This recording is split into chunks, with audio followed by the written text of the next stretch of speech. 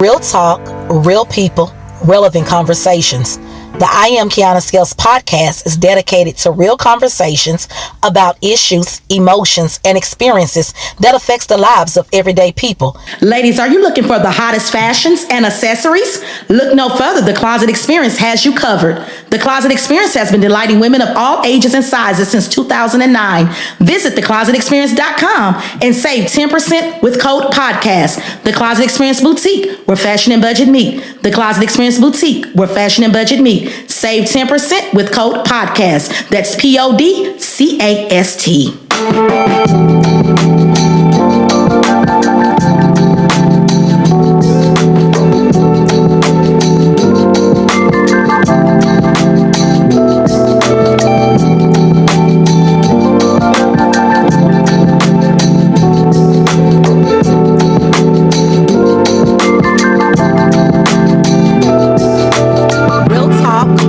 people, relevant conversations.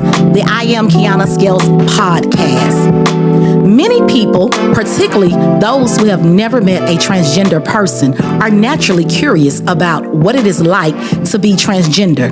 There may be unfamiliar terms, conflicting information, and uncertainty around what it is and is not okay to ask.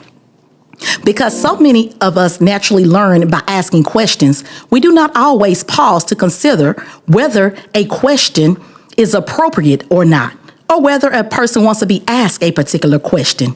Asking personal and intimate questions of a transgender can be overwhelming at times for that person.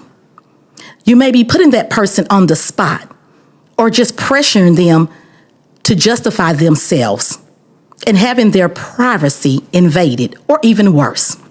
On the other hand, sometimes we need information to respectfully interact with people.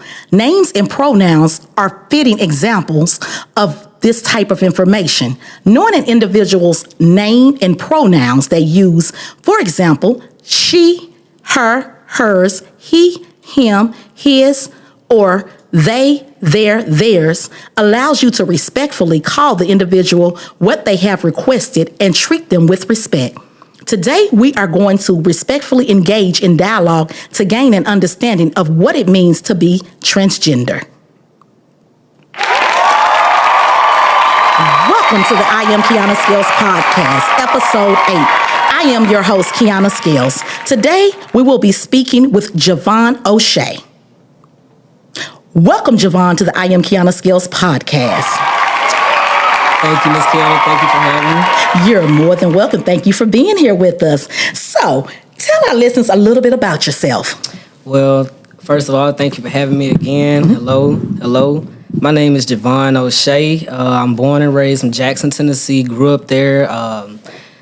Went to high school, graduated from Southside 2013. Right after that, like a year or so, I joined the Army. Been in the Army ever since now, 8 years. I'm 28. I'll be getting out this year and be a full-time barber, and that's what I'm pushing right now. That's how I'm promoting myself. I'm Javahn Oshea, the barber in Clarksville, Tennessee. Okay, Javahn Oshea, the barber, Clarksville, Tennessee, and thank you for your service. Thank you. Yes, You're so young, yes. So we're going to jump right into this thing. Can you tell me, what does transgender actually mean? Transgender is anyone who gender identity is different than the gender that they're assigned at birth. So for me, right, my assigned gender at birth was female, but the gender that I identify as now is a male. Okay. So you say that you identify as a male. Yes, ma'am. Okay, so that breaks down. So I know so how does someone know that they are transgender? Like, I don't know how to really formulate that question. Like, is there like something that comes over you, or just a feeling that you feel in your adolescent stages? Or can you kind of explain that to me? Yes, ma'am. I'll explain from my personal experience. Okay. As an adolescent, for me, I did not know, because I did not know what transgender was as an adolescent. I found out that I was transgender once I educated myself to know what transgender was. Okay. For me, that was at the age of 17. Others, it could be earlier or later, but that doesn't mean that I was not transgender in those earlier stages. Okay. I just found out at a later age. if that answers that. Yes, that makes sense. I just always wondered, like, how do you know? And that breaks it down from your personal standpoint. So what was the process like for you coming out? The process for me actually went just like this. Once I educated myself on it, I took some time to actually know that's what I wanted to do. This time took me 5 years of just contemplating this is what I wanted to do. So what I started to do, since I was already in the military, I knew that, okay, if I was going to change my, switch genders in the military and all that, I was going to have to keep up with the male standard. So I started to live male standard all the way. I was already doing this clothes-wise and whatnot, but I had to pass the physical fitness. I had standards to meet for my job. Once I started doing that, I had a conversation with a female that I was actually involved with at that time, and she just, set me down because I was like, I really don't know if I want to do this or not. But she was like, well, if there was no one else in the world, what would you do? If there was no one, if you were the only person in the world, would you transition? I was like, yeah, without a doubt. And so at that point, that's when I realized what is stopping me from living my truth comfortably. That's when I realized that I needed to come out, and once I let my family know, it was no problem letting everybody else know.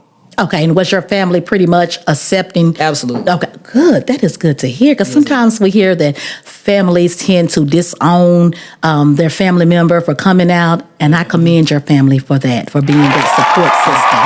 That is really great. Awesome. Thank you. I appreciate it. So what does it mean when someone identifies as gender non-conforming, gender queer, and non-binary? We hear those terms a lot.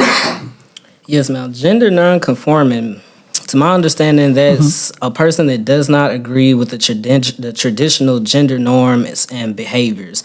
Someone who do not think that they have to dress blue if they want to, or dress in blue if they want to identify as male, or vice versa. Non-binary, I would say this person is on a wider spectrum. Again, I'm not educated enough to just say this is what it is, but in my opinion, it's someone that just doesn't agree that there are just two gender norms, but that someone can be more than just two gender norms. That makes sense. Yeah. That makes sense.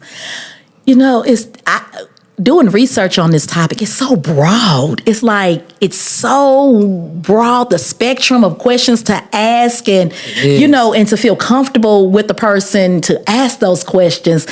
And I was just amazed. I learned a lot of things. That's why I was asking this question for you to explain to our listening audience, because it's like, wow, it's so many terms. And even when I noticed, I don't know if I'm saying this right, so you correct me. Okay. But we used to just say LGB community. Then it's is LGBTQ? LGBTQ. Yes, Okay, ma'am. see, you so said it grows and it changes often. Now, this community changes often. It has changed. Yes. Yes, So ma'am. you would agree with that? Because I'm like, wow. Because I just remember several years back, we just always say LGB. And to piggyback off that real quick, I think that could also be because as society grows and we change and evolve, we also stack terminology on these new identifications and these new definitions so that people outside of our community, can understand. So instead of just labeling everything under one or putting it in one box, no, we actually have different labels in different broader areas of the spectrum too. And here, this is what they are. So I feel like that's part of that coming out, which is why I may feel like it's so much more now stacked on than what it used to be. And that makes sense. And I love the fact that the community is open to share and doesn't just keep everything to, just in a box. Everything has its own definition. Yes, ma'am. I like that. It's like nobody has to fit in one category. It's Absolutely. not black or white. No. It's, or like I said, a broad spectrum. And I like that. I just get fascinated with things like that. So sexual orientation is about who you are attracted to, and gender identity is about which sex you identify with. Why do you think people have a challenging time separating sexual orientation and gender identity?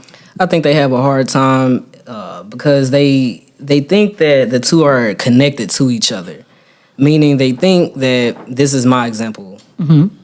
If a person is identifying or presents themselves as female, and it's a stranger on the street, you're walking past this person looks like a female, some people may take that and think automatically that person is attracted to men, which that may not be the case. You don't know that person's backstory. This person could be transgender, and they may have a reason why they decide to date females or whatever.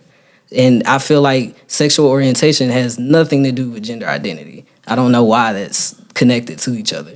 I know. When I was, like I said, doing research, I just found that a lot of people seem to get the two twisted. And I'm like, it's real simple. Like I said, I stated the definition in the beginning. And that's why I was like, how do people just get that mistaken like that? It just seems so simple. Mm-hmm. But I just guess if people just don't take the time to really break that down and get a better understanding, because to me, like you said, it's not that hard. Like, sexual orientation is about who you are attracted to. It has nothing to do with how you identify. How you choose to look and identifying what you're comfortable wearing and how you're comfortable presenting yourself. I completely agree. Yes. So what do you think are some misconceptions about transgender people? That sexual orientation is linked to gender identity. Mm-hmm. That transgender people are confused and they're going to regret their decisions later and things like that.